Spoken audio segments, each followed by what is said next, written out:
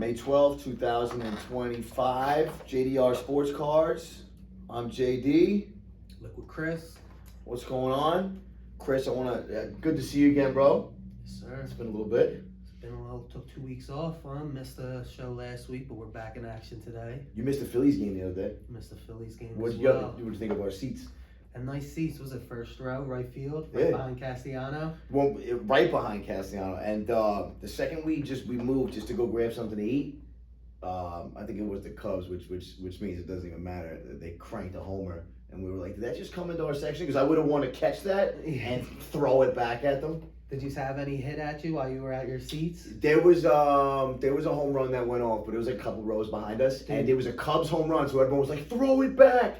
That was the first time I was in Philly Stadium, which is a nice stadium. It's a nice stadium. It's a beautiful stadium. It's one of the best stadiums in the country. Didn't they win an award for the I stadium? think it's ranked in the top 5. It might be 2 or 3. I think it was just ranked this past year. But yeah, the ball, they get on you quick when they hit them home runs out there. I didn't know they do that. Throw it back. I was like, what does that mean? Yeah, and they're like, they it's want you to a throw Cubs it home back. run. You gotta get rid of it. Last year, me and John went to a game, and we were in like 4th or 5th row in left field, not right field, left field, and Wilson hit a home run, and he smoked a bomb, and it landed 2 seats over next to us. And dude, it's like, I never saw anything like it. Like, the ball just gets on you so quick. 1 second, it's up in the sky, you can barely even see it, and then it's on you in a second. I was looking. I was like, I think that this would come. I think I'd be able to grab it, and I think it was Shane who was like, you don't know how fast it comes at you you. don't realize how fast it's coming on you. I don't know what I'm supposed to do if there's little kids next to me. Like, do I go for that ball or do I let them try to grab it and it's gonna whack them? Honestly, I'd catch it. I'd end up giving it to You them. gotta try and catch it. Yeah.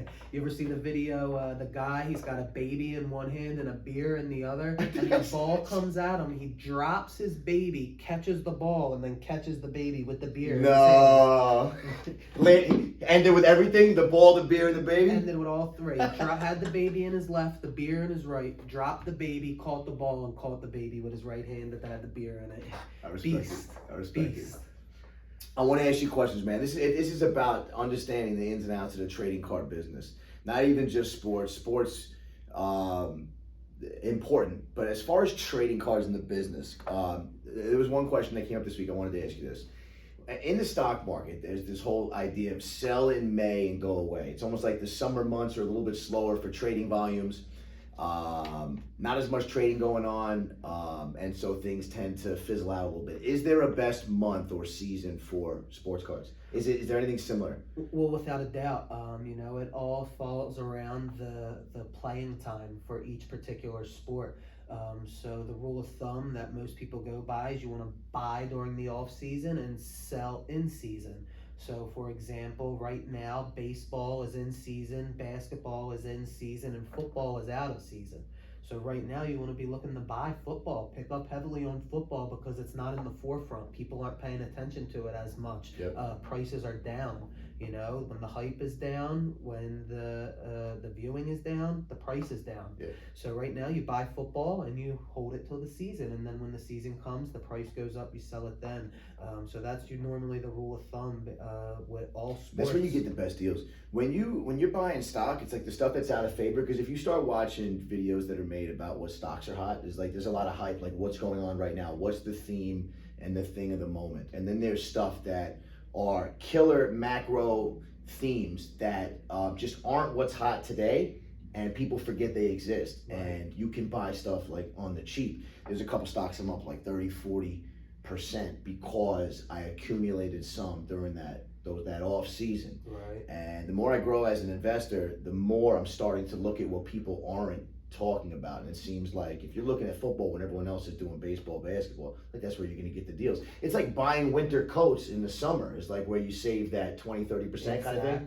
Exactly. Like if you, for example, everyone wants to buy stuff when people are hot while they're doing it. But then that's also going to be the time when the prices are the highest. Yeah. For example, if you would have bought Jalen Hurts and Saquon Barkley and Eagles stuff in February, you're paying a premium for it. It's not going to be any higher than when they're in the Super Bowl playing to win a championship. It's going to be at its peak then. It's only really down to go from there. So, now it's off season. You start buying some teams that people aren't looking at, people aren't watching, a sport that's out of season. And then when it is in season and the forefront is back on it, that's when the price goes back up. Is there anything you can think of that you bought lately using that idea, which is out of favor, and you feel like it's going to be hot later on, and so the prices are going to be way higher? Is there anything that you were looking at in the off-season football that you were trying to scoop up on the cheap? Yeah, there's a lot, just football in general. We've been doing a lot of buying football just because it is out of season. A lot of the stuff with football,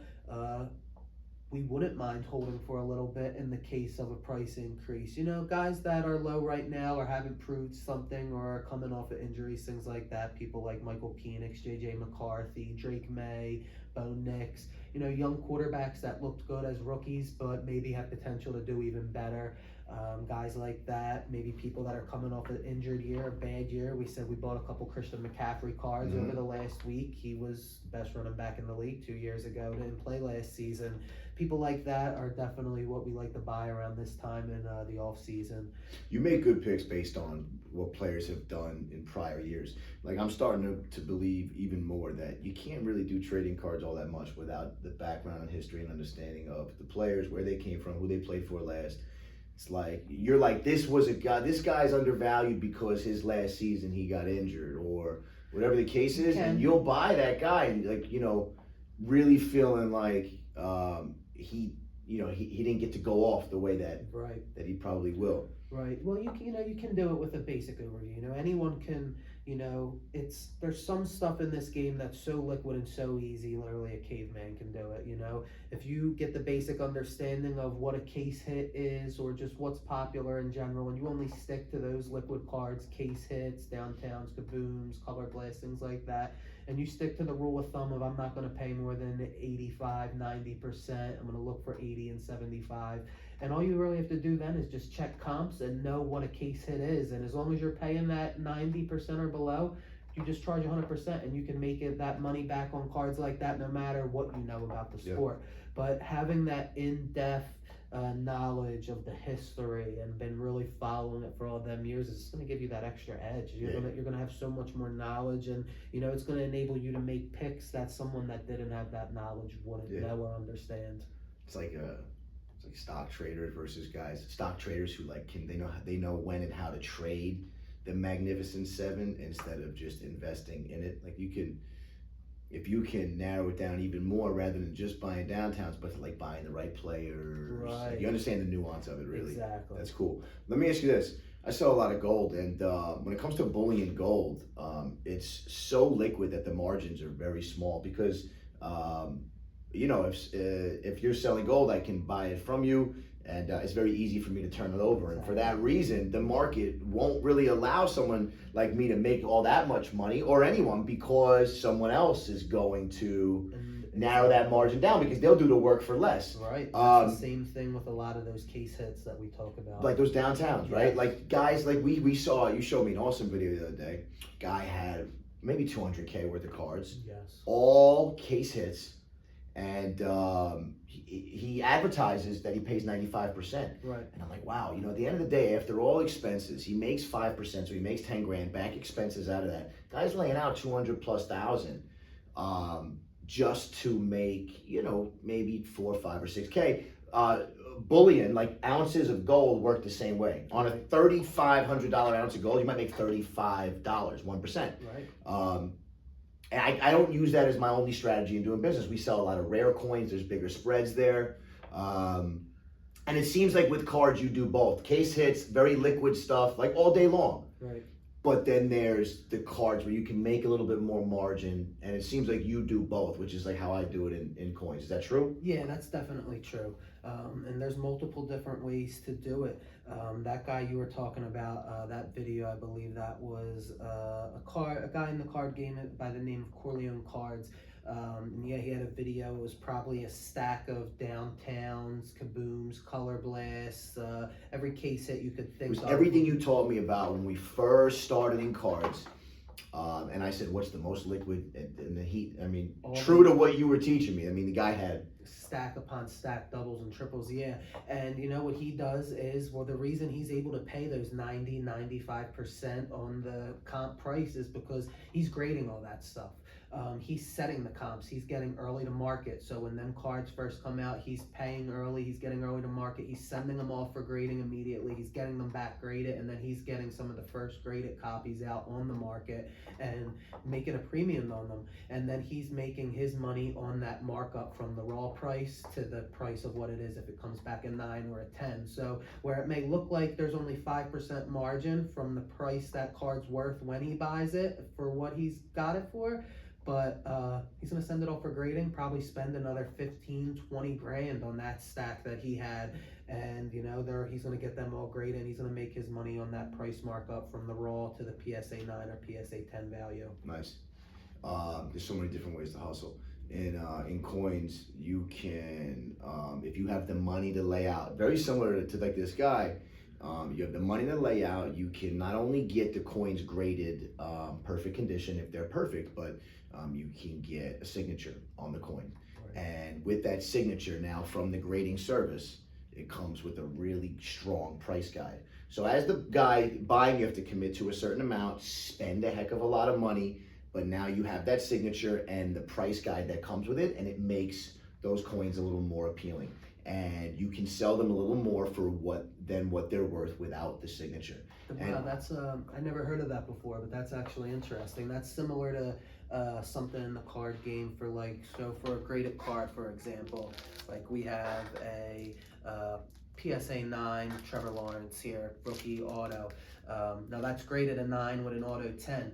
There's something else in the game that you can get. It's called JSA Diamond Certificate, and what they do is they will actually grade the grade.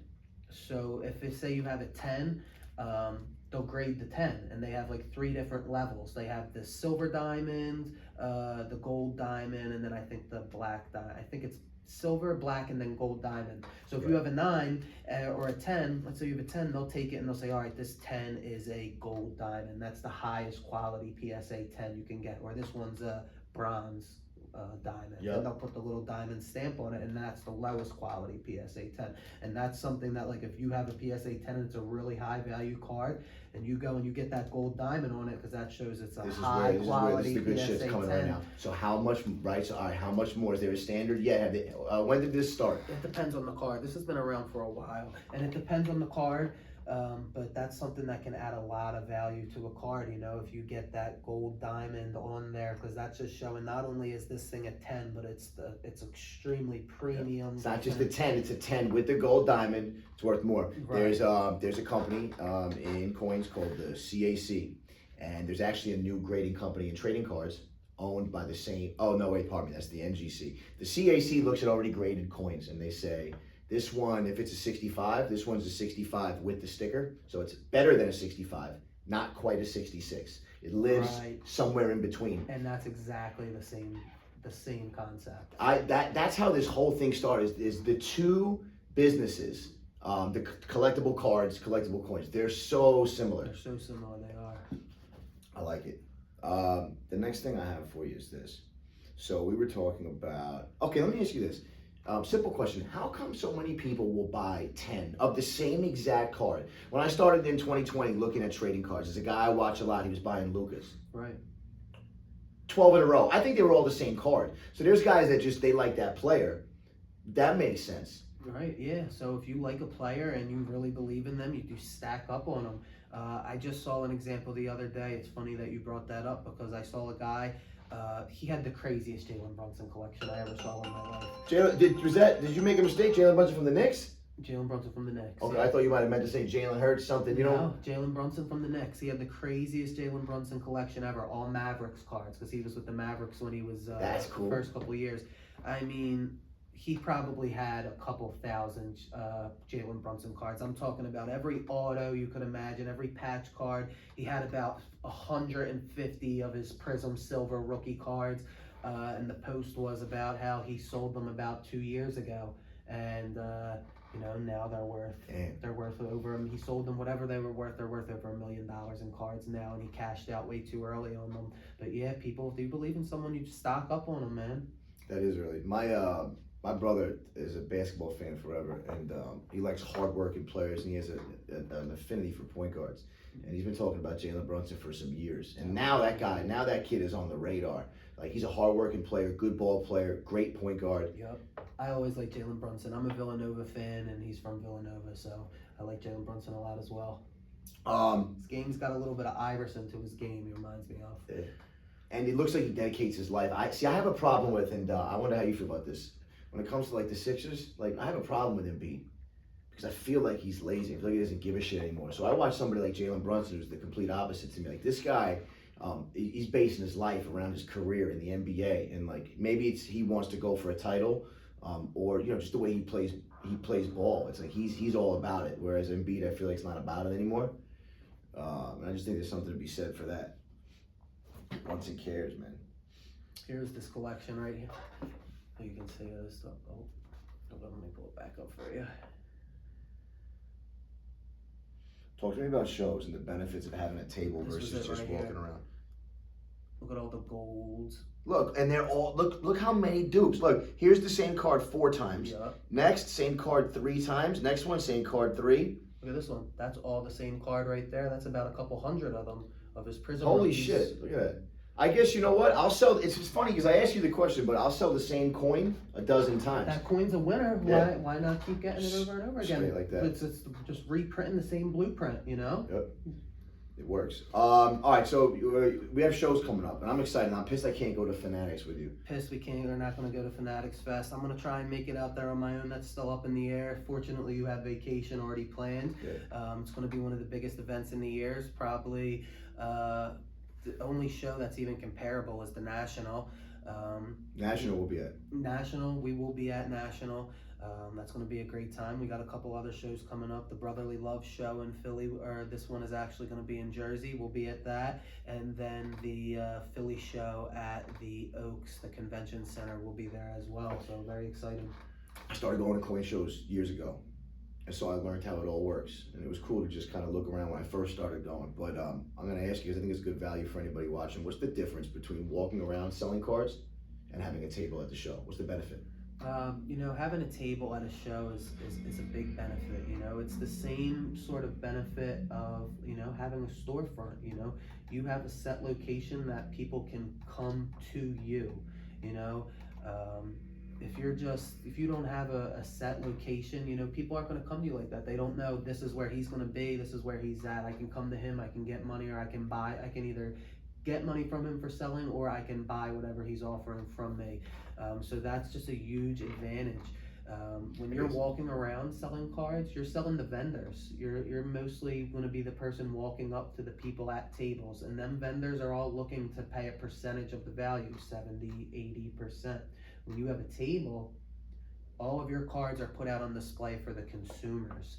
And those people are the people that are willing to pay 100% of comps for a card that they love or a player that they were searching for. So not only do you get better prices on the stuff you're selling, but them same people that are buying are going to come directly to you with cards to sell. And most of the time, they're going to be already expecting to sell their stuff at 80% of comps because they know you need to make a little room too. Here's the question. It's like a catch-22. Like, is the money made on the buy or the sell? It's almost like the cards are out there and like sales drive all businesses. And it's like, we're selling cards, but if I had, 200 people walking up to my table or my store every day to sell me coins, I'm going to make a ton of money. Right. We make money buying because I buy strong and I buy wholesale, I buy in bulk, whatever solutions I offer to people looking to sell. If I could take in that collection, then I get to make money. So I guess having the table means people. You're gonna reach a lot more people. Just think about it. No one's coming up to you as a customer to sell you shit when you're just walking around. Exactly. No one's coming up with you as a customer to sell you stuff when you're walking around, and you're also gonna reach a lot more people to sell stuff because think about it. If you have a table where there's a few thousand people walking around and you have every card out on your table, every person that walks by is going to look at it. If I'm walking around with all my cards in a box and just going from table to table, I'm only going to reach as many people as I go up to their table. You're going to reach a whole lot more people having all those cards set out on the table, and every single person who walks by can see it, as opposed to in a box and going table to table, one person at a time.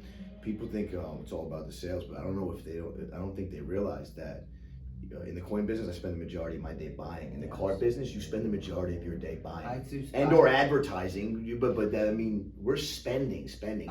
I study buying all day long. You know, I spend the majority of my days studying buys, following posts on eBay, reviewing comps. You know, trying to find deals, searching different types of cards, and following their auctions, making sure that you're there and when they're getting ready to end, and watching to make sure that that price doesn't get too high or that you can get it too low. It takes a lot of work and a lot of studying to go into it, definitely. I give trading card, sports card brokers a lot of credit because, I mean, you got to be like really tapped into so many different parts of this. As a coin broker, you reach out to people who've dealt in the industry and you let them know what you offer. And then if you have something to sell to them, then you offer it to them over the phone. Right. As a card broker, you have to constantly be posting. Talk very quickly about the social media aspect of it. How much of your week as a sports card broker is spent on making posts, putting up content? So the social media aspect of it is definitely something that I'm still growing in. That's something that I'm trying to study and unlock all the nuances to it. I've been trying to learn on the different ways to edit videos and take videos and put out professional short clips and things like that. So that's definitely not my strong point. My strong point is knowing the sports, knowing what to buy, and being able to sell it. Doing all that social media stuff and the pretty posts and the good looking videos and all that stuff isn't my background, but that's what I'm trying to learn right now. But it's very important. It takes a lot of time. I've spent hours, just watching videos. I showed you, I sent a video and I think I spent 12 hours, and all I got was able to have some words pop up that said this week's buys and had them go away. But you had to learn how to make them pop up on the screen at the right time, how to make them fade off the screen at the right time, how to sync that with the music that was going, how to sync that with the motion of my hand picking up the first card. And there's a lot that goes into every little thing. You see a sentence pop up on a screen in a video and you think maybe that takes 2 seconds, but there's a whole lot to it than just do that one little sentence popping up on that screen.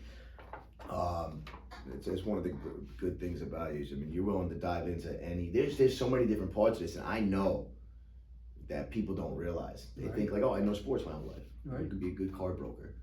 Not so much, man. Independent contractors, it's like full service. Like you do everything. Yeah, you do. Of course, you can always subcontract that stuff out. Like I could have, say, all right, I'm gonna get a social media guy that does all my posts. I'm gonna get a producer that does the podcast. I'm gonna get someone to call leads for me and call, if I'm in the coin business, call leads and just introduce the company and me and get me on the phone with them. It's like you start to sub out certain things. Right, but in the beginning, you gotta get your hands dirty. You gotta do most of it yourself. It's the only way to teach people how to do it the way you want is to have done it yourself. Exactly. And it's like there's really no way to skirt that. Exactly, and that's where we're at now. We're trying to grow in that social media space and figure out that formula. But we're getting there, man. We're watching a lot of videos, trying to learn and network. So if anyone out there is watching this, if you got experience with editing videos on social media, if you have experience with producing podcasts or with sound systems, things like that go into producing podcasts or radio, give us a call.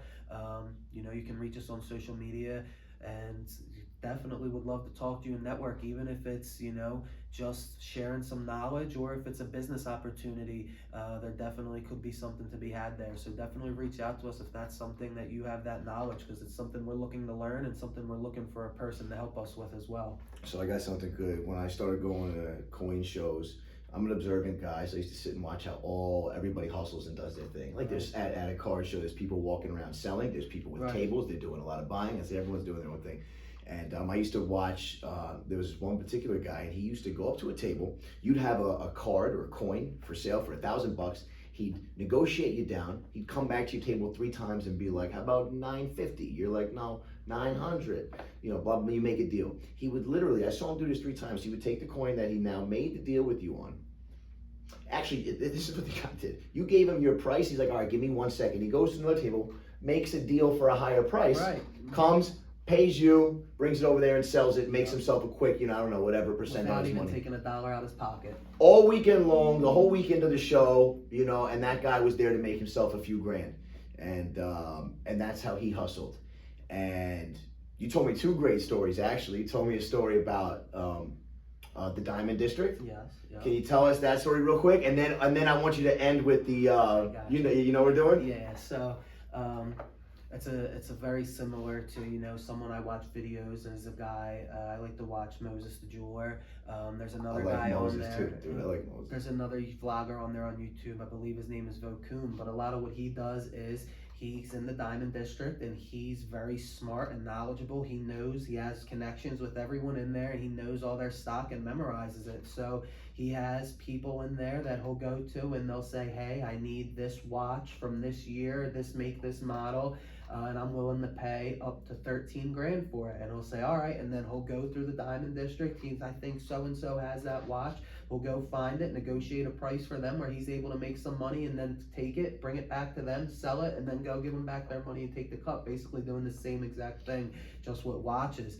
And, you know, you said you like to learn people's hustle. It's very similar to anyone Power fans out there. It reminded me of the scene from Raising Kanan, when it's Kanan and his boy Famous, and they're just getting started out. They're hustling. They're trying to hustle, and they're trying to figure out what their hustle is, what they're going to move, what they're going to do. And there's a guy that lives in the apartment building across the hall from them, and he's got a bunch of kids running in and out on motor scooters and on bikes, and he's shouting them orders, giving them addresses to run to.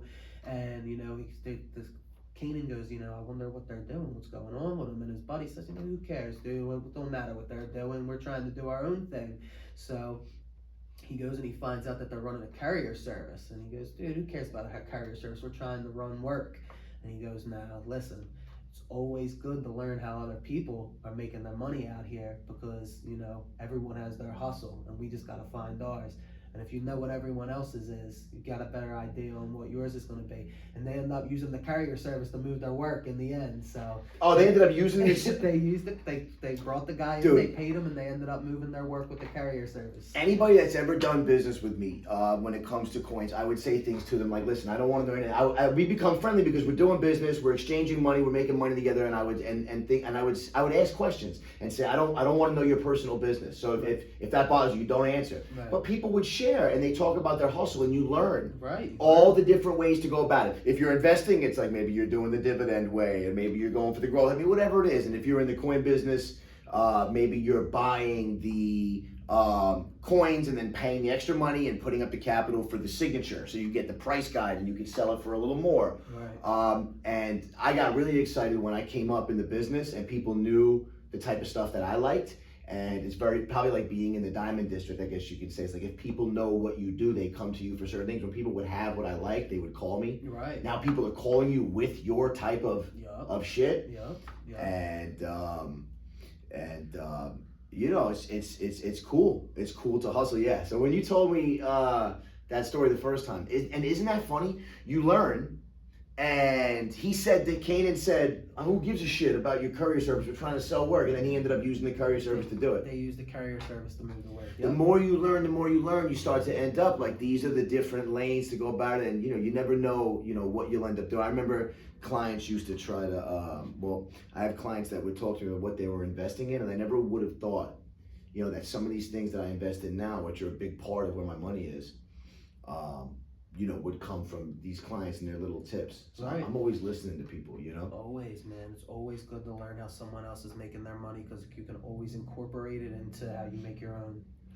I think we share that, man. I think that's cool. All right, so from shows and table versus not table, duplicates, like why not have duplicates? If something's hot, I'll sell the same thing 30, 40 Right. times. Small margin, and then the stuff you can make more money on. Right. Do a little bit of both. Finish it off with some current events. You know, we got some big news in sports right now. Aaron Rodgers just committed to the Steelers.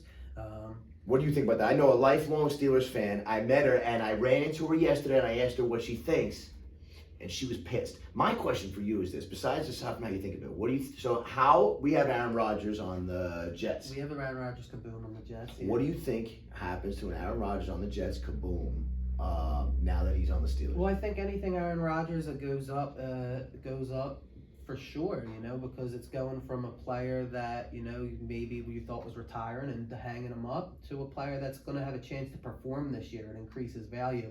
So just from that standpoint, it goes up.